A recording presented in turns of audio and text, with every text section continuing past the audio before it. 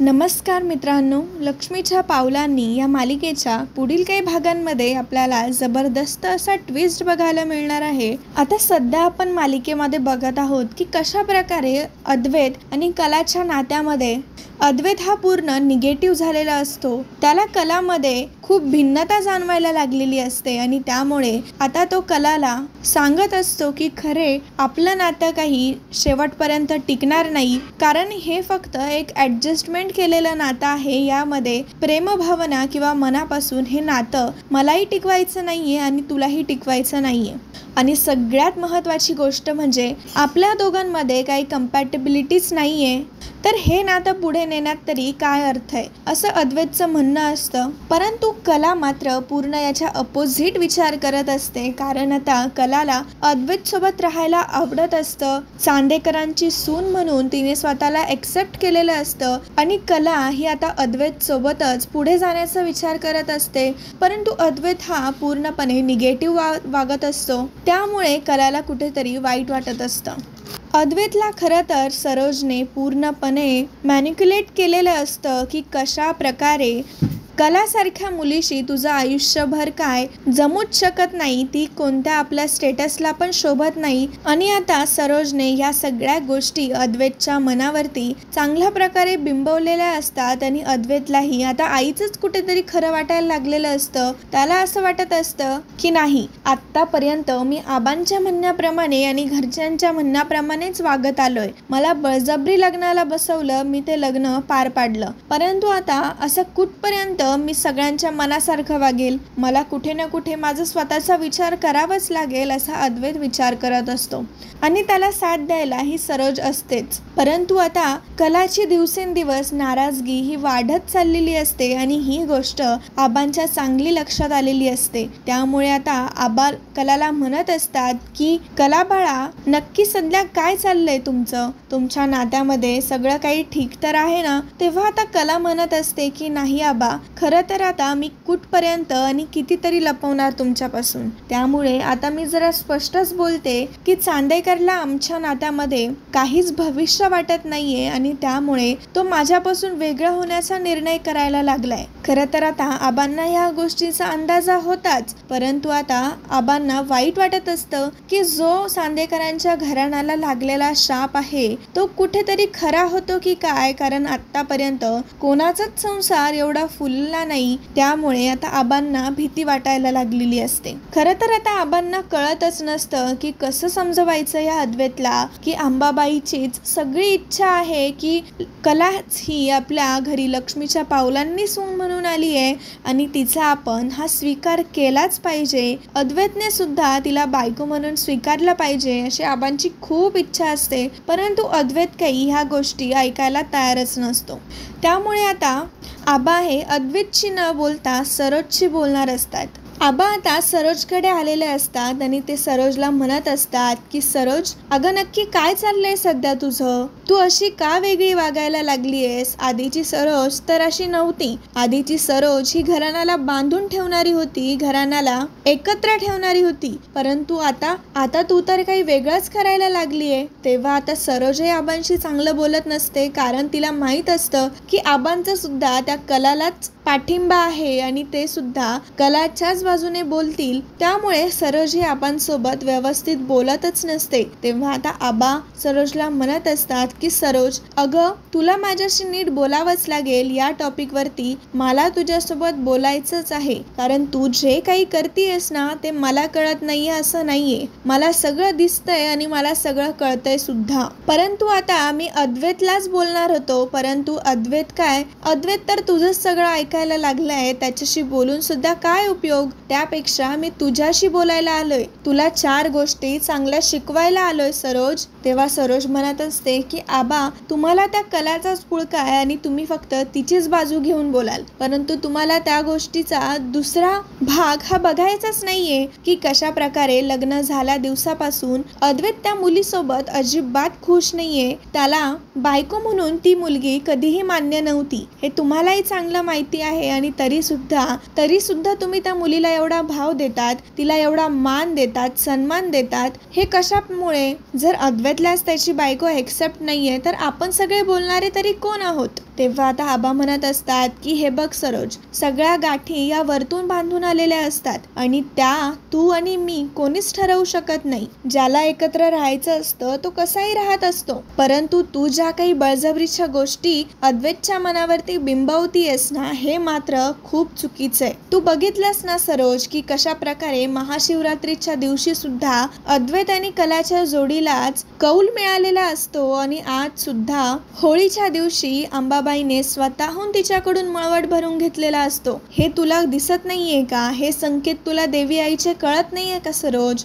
तेव्हा आता सरोज म्हणत असते की या सगळ्या गोष्टींवरती माझा अजिबात विश्वास नाहीये. मला माझ्या फक्त मुलाचं सुख हवंय आबा. मला त्याला बळजबरी कोणत्याही नात्यामध्ये गुंतवून ठेवायचं नाहीये. त्याला त्याच्या मनमर्जीने राहायला पाहिजे. तेव्हा आता आबा हे ओळखून घेतात की सरोज काही ऐकण्याच्या मनस्थितीतच नाहीये आणि सरोजचं फक्त एकच मत ठाम झालेलं आहे की कला कशा प्रकारे चुकीची आहे या घरासाठी. त्यामुळे आता आबा सुद्धा तिला समजवण्याच्या नादी लागत नाही आणि आबा आता तिथून रागावूनच निघून जातात. सरोजचा मात्र मागे पूर्णपणे जळफळाट चालू असतो, कारण तिला दिसत असतं की जे आबा तिला एवढे मान द्यायचे, तिला एवढा रिस्पेक्ट द्यायचे, ते सुद्धा आता तिच्या विरोधात जायला लागले. या गोष्टीचा सरोजला मात्र फार राग यायला लागलेला असतो आणि आता ती कलावरती जेलेसी फील करायला लागलेली असते, कारण आता सरोजला वाटायला लागलेलं असतं की ही मुलगी येईपर्यंत सगळं काही ठीक होतं घरामध्ये. माझा मुलगा माझा होता,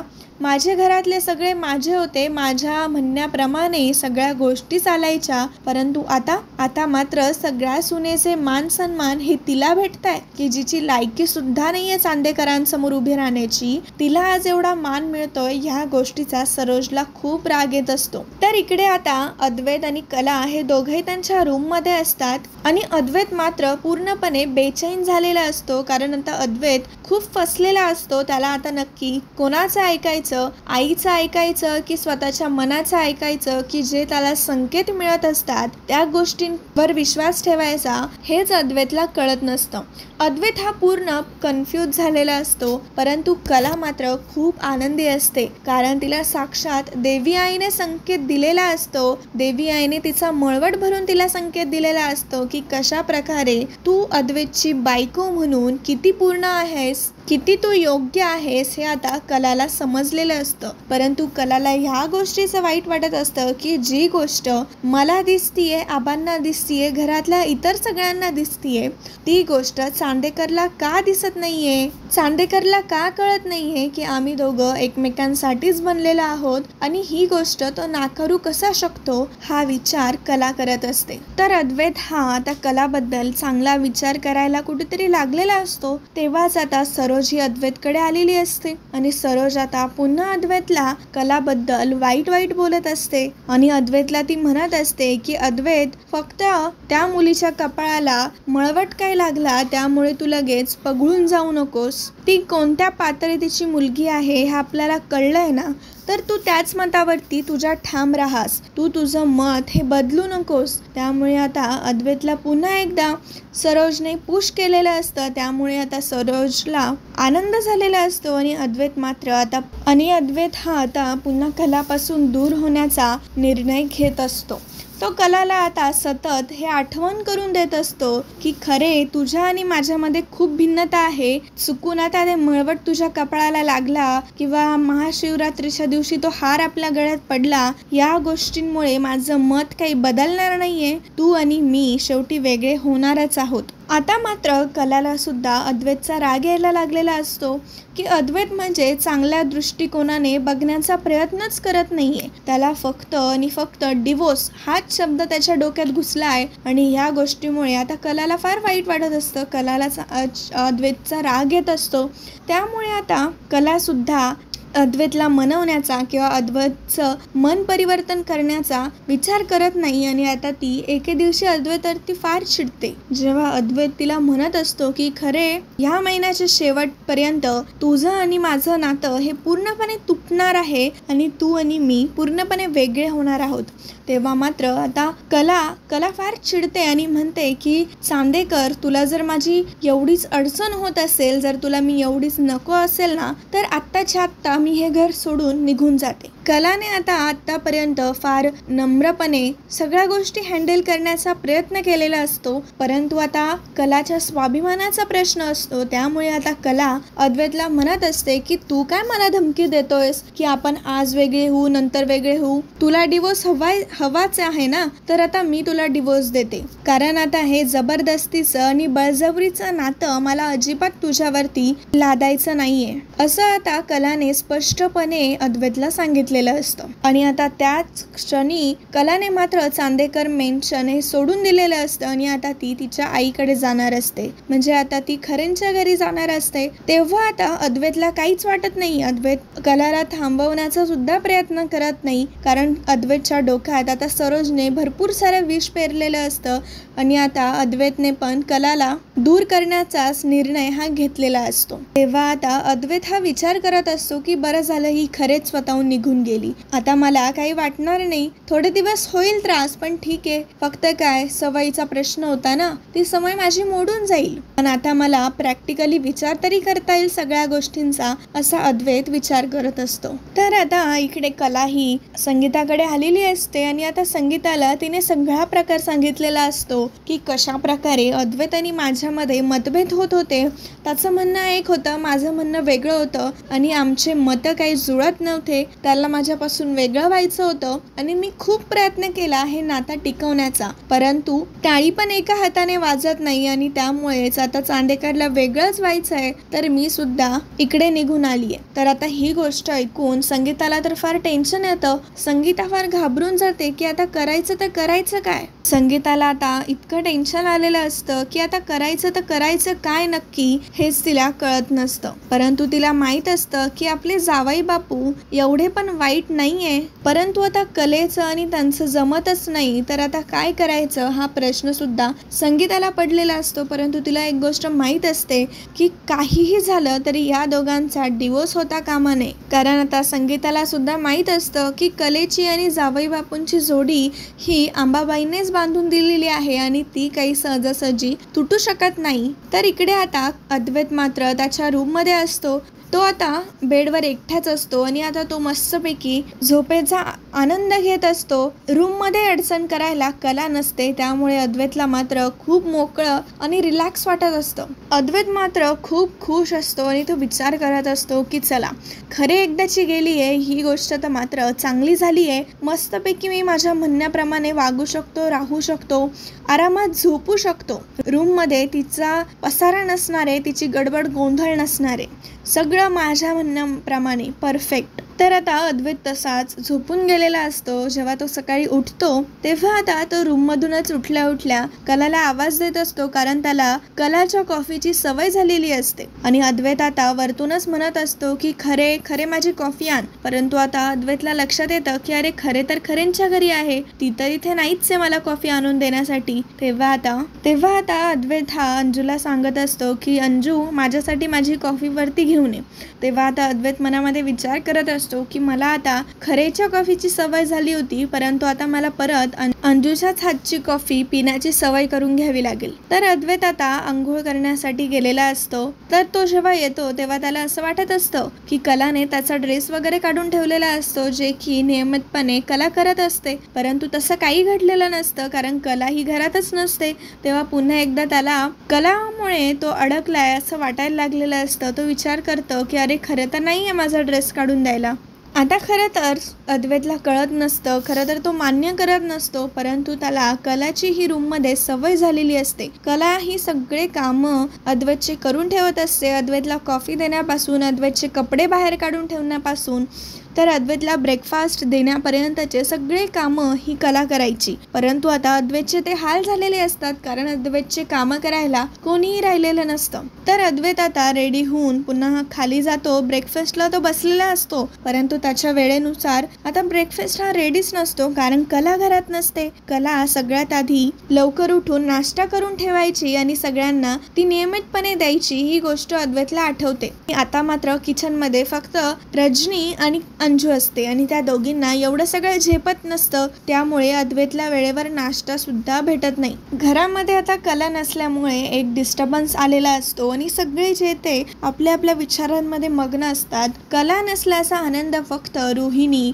नैना आणि सरोजला होत असतो. बाकीचे सगळे जण हे कलासाठी खूप अस्वस्थ झालेले असतात, खास करून आबा आणि रजनी. त्या दोघांना फार वाईट वाटत असतं की कला ही निघून गेली आहे आणि अद्वैत आणि कलामध्ये काही ठीक चालू नाहीये. ह्या गोष्टीचा त्रास त्या दोघांना वाटत असतो. परंतु आता अद्वैत मात्र जास्त लोड घेत नसतो आणि आता तो तसाच ऑफिसला निघून जातो बिना नाश्त्याचा. अद्वैत हा ऑफिसला निघून गेलेला असतो. त्याला आता घरातलं जेवणही भेटलेलं नसतं. अद्वैतला टिफिनही रेडी नसतो. कारण काय असतं तर कला घरात नसते, त्यामुळे अद्वैतचे हे हाल झालेले असतात. अद्वैतला ह्या गोष्टींमुळे खूप फरक पडलेला असतो, कारण आता अद्वैतला खूप महिन्यांपासून कलाच्या सगळ्या गोष्टींची सवय झालेली असते आणि त्यामुळे आता अद्वैतला काहीतरी चुकीचं वाटत असतं. परंतु सरोजला मात्र फार आनंद वाटत असतो की कला या घरात नाहीये. तिला अद्वैतच्या खाण्यापिण्याचं, अद्वैतच्या सवयींचं काही घेणं देणं नसतं. खरं तर ऑफिसच्या कामांमुळे ती अद्वैतला काही खायलाही बनवून देऊ शकत नसते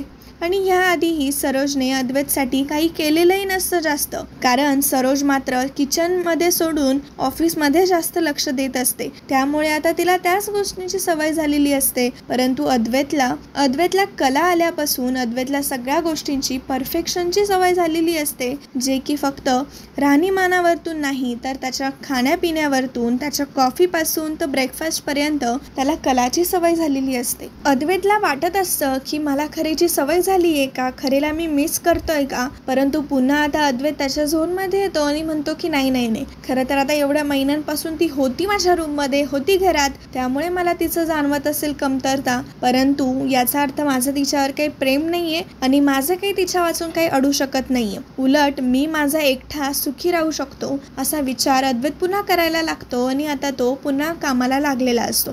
तर आता त्याच दिवशी अद्वैतानी त्यांना मोठी डील मिळणार असते. चांदेकर ज्वेलर्सला मोठी ऑर्डर मिळणार असते आणि ती ऑर्डर असते स्वामीनाथनची. आता स्वामीनाथन हे खुद्द चांदेकर ज्वेलर्समध्ये अद्वैतला भेटण्यासाठी आलेले असतात. तर अद्वैत आता स्वामीनाथन तिथे आलेले असतात, त्यामुळे खूप सरप्राईज झालेला असतो, त्याला खूप आनंद झालेला असतो. परंतु आता स्वामीनाथन अजून एक गुड न्यूज घेऊन आलेले असतात, ते म्हणजे लाखोंची दागिन्यांची ऑर्डर आता ते अद्वैतला देत असतात. चांदेकर ज्वेलर्सला आता मोठी ऑर्डर मिळालेली असते, त्यामुळे आता अद्वैत मात्र खूप खुश झालेला असतो. आता सरोजला, अद्वैतला सगळ्यांना खूप आनंद झालेला असतो की स्वामीनाथांचं ऑर्डर आपल्याला मिळतीये, म्हणजे आपलं खूप प्रॉफिट होणार, ही गोष्ट सरोज आणि अद्वैतला माहिती असते.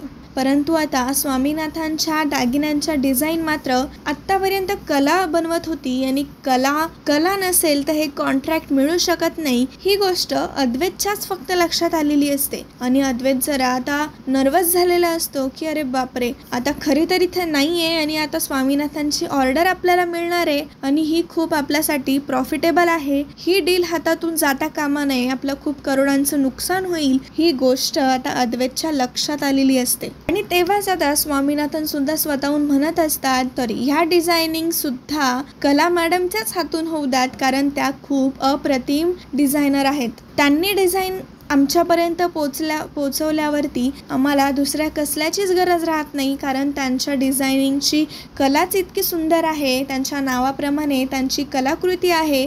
आणि ह्या सुद्धा दागिन्यांच्या डिझायनिंग्स ही सुद्धा मोठी ऑर्डर ही मी त्यांच्याचमुळे तुमच्यासाठी घेऊन आलो आहे. खरं तर मला त्यांचं काम अतिशय आवडतं, सगळ्या गोष्टी ह्या परफेक्शननी आणि कलाच्या गुणांनी असतं. त्यामुळे मिस्टर अद्वैत चांदेकर, आमची ही विनंतीच आहे की तुम्ही या डिझायनिंगच्या सगळ्या गोष्टी कलाच्याच हातात द्याव्या, तिलाच या गोष्टीसाठी तुम्ही टाइम द्यावा, असं मी तुम्हाला सांगतोय, असं आता स्वामीनाथन अद्वैतला म्हणत असतात. तसं आता अद्वैत पूर्ण नर्वस होत असतो की ज्या गोष्टीची भीती वाटत होती तीच गोष्ट आता होतीये. स्वामीनाथांना आता खरं तर कलाच्याच आयडियाजचे दागिने हवे आहेत आणि आता कला तर इथे नाहीये ही गोष्ट अद्वैत विचार करतो. अद्वैतला आता ह्या गोष्टीचं फार टेन्शन आलेलं असतं, परंतु आता तो स्वामीनाथनसमोर काही दाखवत नसतो. त्यानंतर स्वामीनाथन आता सरोज आणि अद्वैतला भेटून तिथून निघून गेलेले असतात. त्यानंतर आता अद्वैत हा टेन्शनमध्ये असतो. तेव्हा आता सरोज विचारत असते की अरे अद्वैत, एवढी चांगली आनंदाची बातमी आहे, एवढी मोठी डील आपल्याला मिळणार आहे